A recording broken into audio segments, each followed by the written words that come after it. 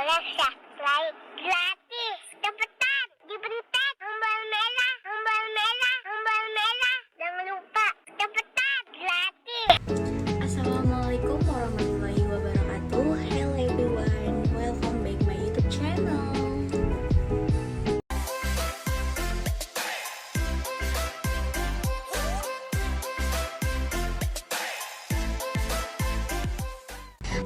Let me introduce myself. My name is Nazarrina from class 4B, student number 72.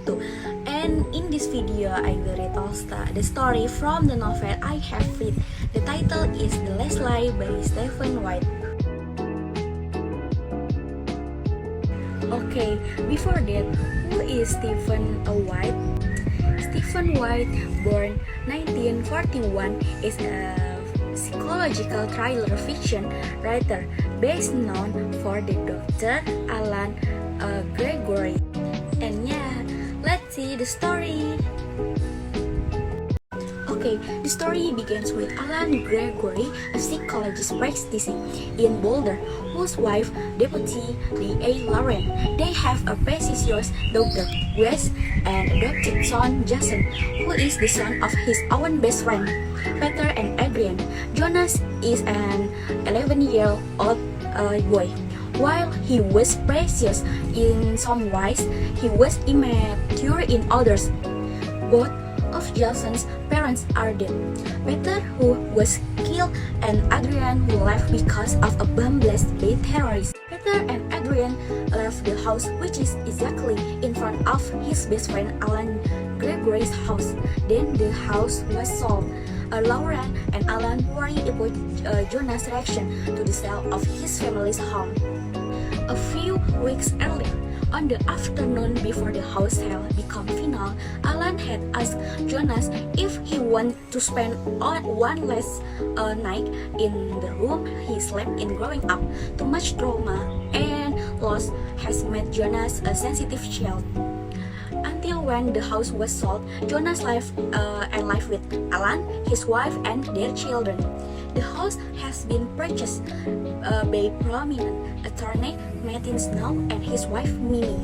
As a good move to his neighbors, Alan introduced himself directly to who are always let loose at night. Martin's wife Mimi doesn't like dogs, that's why they don't like Alan. Alan, who was treated like this, returned home sadly, but he didn't think about it. On the Friday night ride after Halloween, there's a party across from Alan's house, a housewarming party that turns out to be attended by Alan's best friend, Diana and Raul. They know Mimi and Martin well and consider them friends. Diana in fact told Alan who bought Adrian's house. He explained that he had only known Martin for a few years, but he knew Mimi, Martin's wife. Diana established is Alan's old friend in Boulder, and they are both clinical psychologists. Meanwhile, Diane's husband, Raul, is a brilliant Catalonian with electrical engineering training and knows for business opportunities and a resume. One day, when Alan was going to meet his friend, Sam Purdy, who was a police officer, suddenly unilaterally thwarted their event. Alan was confused at first.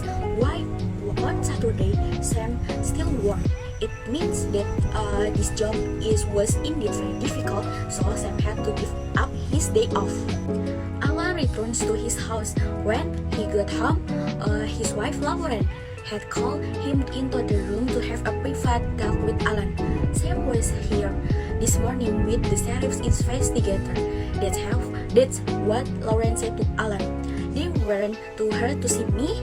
They were across the street for something. Neither of them told me why. Lauren continued to Alan.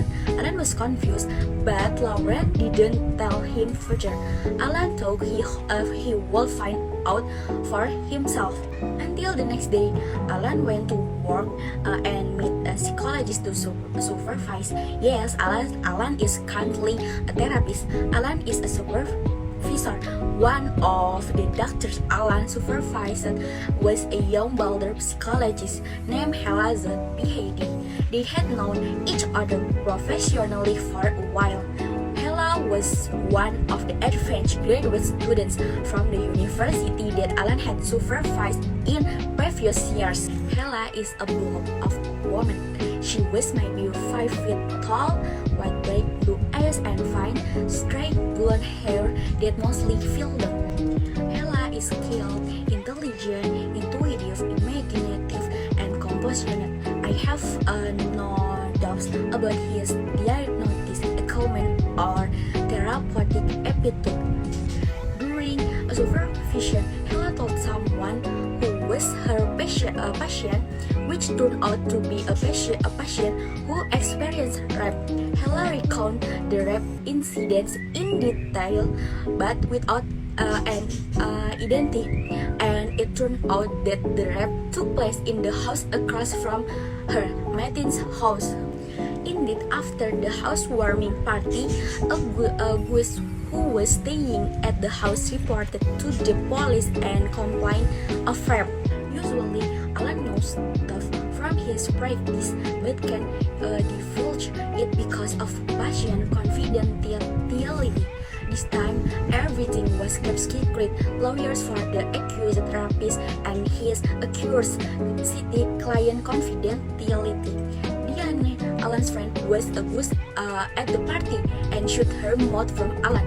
Boulder cop Sampurdi admits he doesn't know, but drops a major clue in Kobe Bryant's reign. His wife Lauren is involved in a related murder, but is unable to say anything about the case under investigation. Alan keeps a close eye on Hella treating the rape victim, but has to be careful not to tarnish her advice and get more information. Until after getting enough information for Hella, Hella resigned from her job because she was not strong enough to continue dealing with patients with rape.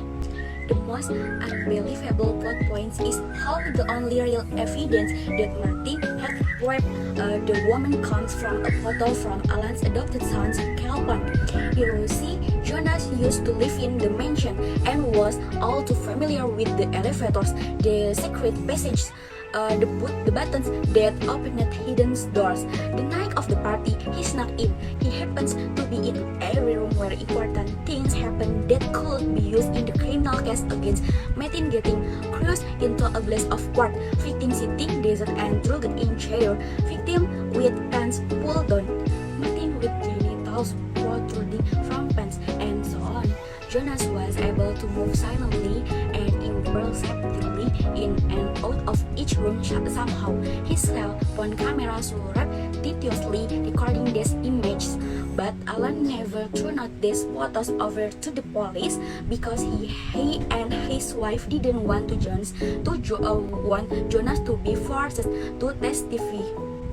Martin, who knew about his crime, looked for Jonas in his house. Alan, who knew that, immediately followed secretly so as not to be found out. Alan sneaked in slowly to find Jonas. Martin, who was targeting Jonas, was looking for Jonas furiously. He also loud. Alan slowly kept looking until finally he managed to find Jonas in a big cupboard. Martin knows this. He fired the gun which scared Alan and Jonas a bit. But with determination, they were strong. They looked for a way out until they reached Alan's land and Jonas inhaled the smell of smoke, which turned out to be Martin's burning house. With billowing smoke, Alan and Jonas looked for a way out until they almost reached the door. Alan was shot in the leg and Jonas was pulled by Martin. With Alan's conscious, he saw his wife Lauren shoot Martin in the back, causing him to fall down. Lauren takes Alan and Jonas out of the house before it goes down in flames. Alan, Jonas, and Lauren were taken to the hospital for treatment. And the ending, Martin was arrested. Martin Snow's arrest just came 2 days before Christmas. He was charged with two rapes. One of the victims was a 37-year-old real estate agent, a local whom he and Mimi had met on a skip trip in Telluride the previous March.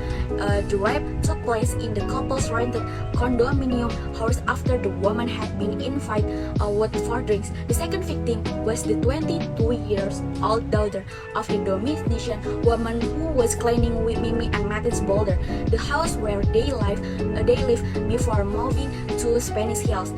The woman's daughter had filed in during the previous year's holiday season while her mother was recovering from ovarian cancer surgery.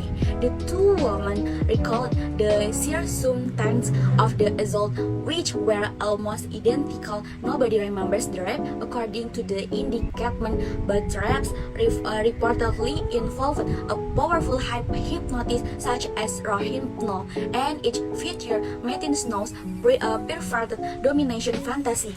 The rape also involved Mimi Snow. She, Lauren, told me the night before the story went into full-blown media fanfare, would be the main witness from the procession.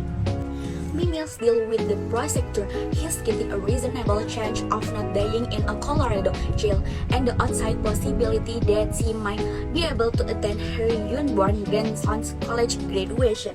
And yeah, enough for me. I hope you enjoy watch this video. Thank you so much. Wassalamualaikum warahmatullahi wabarakatuh. Bye bye everyone.